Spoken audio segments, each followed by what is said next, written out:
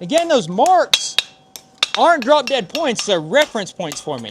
So I'm paying attention to where they're at and making sure they're ending where I want them to be. And this is where this shoe becomes fun.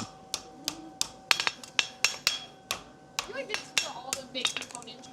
So to do the equilibrium toe, I'm going to come in, I'm going to knock that corner off on the foot surface. Because your hammer does more work than the anvil is why you have to do that. And then I'm going to come in, the corners of my transition points, pulling it out to there.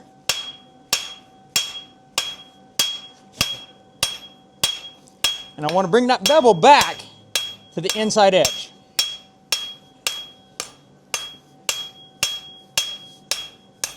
Like right up to. Pretty close to it, yep.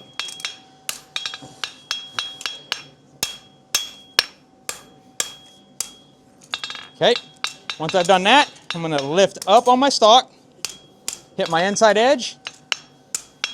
I'm going to come around, push that outside edge down,